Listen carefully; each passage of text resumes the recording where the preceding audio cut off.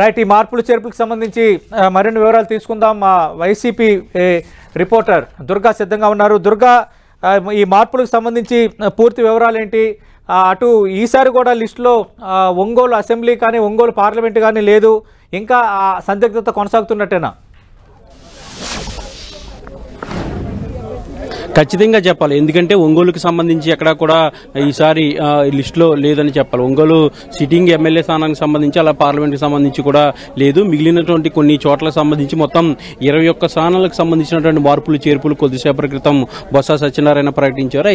Right Durga, ఇప్పుడు కొందరు సిట్టింగ్లను పక్కన పెట్టారు ఈ లిస్టులో కూడా, మూడో లిస్టులో కూడా. అయితే వీళ్ళలో కొందరికి ఎంపీ అభ్యర్థులుగా మళ్ళీ ఛాన్స్ ఇచ్చే అవకాశం ఉందా? ఎందుకంటే ఎలీజా పేరు అమలాపురంకి పరిశీలనలో ఉందంటున్నారు, మద్దిశెట్టి వేణుగోపాల్ పేరు ఒంగోలుకి పరిశీలనలో ఉందంటున్నారు. ఛాన్సెస్ ఉన్నాయా, లేదంటే క్లోజ్ అయినట్టేనా? ఖచ్చితంగా కొంతమందికైతే ఛాన్సెస్ ఉంటాయి, ఎందుకంటే ఇంకా ఎక్సర్సైజ్ అనేది జరుగుతుంది. కొన్ని వివాదాస్పదమైనటువంటి ప్రాంతాల్లో ఆ ఎంపీ స్థానాలకు సంబంధించినటువంటి అవకాశాలు కూడా ఎమ్మెల్యేలకు ఉన్నాయి. ఉదాహరణకు మీరు చెప్పినట్టుగా ఒంగోలుకి సంబంధించి మద్దిశెట్టి వేణుగోపాల్ ఒంగోలు పార్లమెంట్కి పంపించాలంటూ కూడా జగన్ ఆల్రెడీ ఆలోచన చేస్తున్నారు. అయితే అక్కడ ఉన్నటువంటి విభేదాల కారణం, అక్కడ ఉన్నటువంటి కాంట్రవర్షియల్ ఇష్యూస్ ఉన్న నేపథ్యంలో ముఖ్యంగా బాలినేని శ్రీనివాసరెడ్డి ఆ ఒంగోలు ఎంపీ స్థానాన్ని మాగుంట శ్రీనివాసరెడ్డికి కేటాయించాలంటూ కూడా ఆయన డిమాండ్ చేస్తున్నటువంటి నేపథ్యంలో ఈ ఒంగోలు పార్లమెంట్కి సంబంధించినటువంటి ప్రస్తుతం అయితే ఎలాంటి నిర్ణయం తీసుకోలేదు. అయితే మద్దిశెట్టి వేణుగోపాల్ ఒంగోలుకి పంపిస్తారంటూ కూడా ప్రచారం జరుగుతుంది.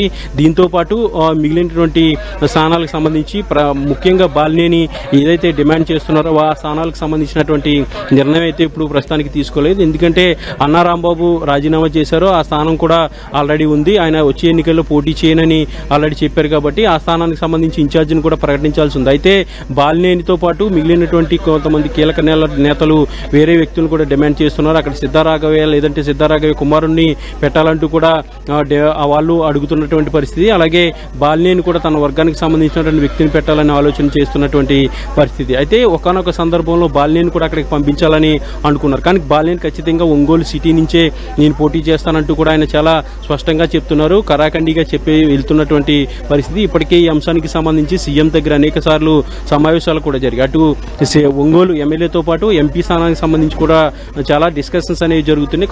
కొంచెం కాంట్రవర్షియల్ ఇష్యూగా అది ప్రస్తుతం అయితే ఉంది కాబట్టి దాని జోలికి అయితే ప్రస్తుతం వెళ్ళలేదు. ఇక ఒంగోలుకి సంబంధించి పక్కన పెడితే ఇక చింతలపూడి సంబంధించి ఎలీజాను పూర్తిగా పక్కన పెట్టినటువంటి పరిస్థితి. అమలాపురానికి వెళ్లాలని ఎలీజానికి గతంలో సిఫార్సు చేశారు. అయితే దానికి సంబంధించినటువంటి ఎక్సర్సైజ్ కూడా ప్రస్తుతానికి ఇంకా పూర్తి కాలేదు. ఇటీవలే అమలాపురం ఎంపీ చింతా అనురాధను కూడా ఆల్రెడీ తాడేపల్లికి పిలిపించారు. చింతా అనురాధకు కూడా మాట్లాడినటువంటి పరిస్థితి. అయితే ఈసారి చింతా అనురాధను తప్పించి వేరే వ్యక్తికి అక్కడ ఇవ్వాలని సీఎం జగన్ అనుకుంటున్నారు. ఈ నేపథ్యంలోనే ఆ ఎక్సర్సైజ్ అనేది ఇంకా కూడా పూర్తి కాలేదు కాబట్టి దానికి సంబంధించినటువంటి వ్యవహారం కూడా ఇంకా తేర్చలేదు. ఎలీజాని ప్రస్తుతానికైతే పక్కన పెట్టినటువంటి పరిస్థితి. ఇక గుడివాడ అమర్నాథ్కి సంబంధించి ఈ రెండో లిస్టులో ఆయన పక్కన పెట్టారు. ఆయన స్థానానికి సంబంధించినటువంటి క్లారిటీ కూడా ఇంకా రాలేదు. ఒకవేళ వచ్చినట్లయితే మూడో లిస్టులో గుడివాడ అమర్నాథ్ కూడా వేరే అసెంబ్లీ స్థానం అయితే ఖచ్చితంగా ఇచ్చే ఆలోచన సీఎం జగన్ చేస్తున్నారు. నిన్న గుడివాడ అమర్నాథ్ కూడా సీఎం జగన్ ని కలిశారు. అయితే ఏ స్థానం ఆయనకి ఇస్తారనే దానికి సంబంధించి అయితే ఇంకా ఎక్సర్సైజ్ అనేది జరుగుతుంది కాబట్టి దానికి సంబంధించినటువంటి నిర్ణయం అయితే ప్రస్తుతానికి తీసుకోలేదు. ఇలా ఏదైనప్పటికీ అంటే కొంతమంది ఎమ్మెల్యేలు ఎవరైతే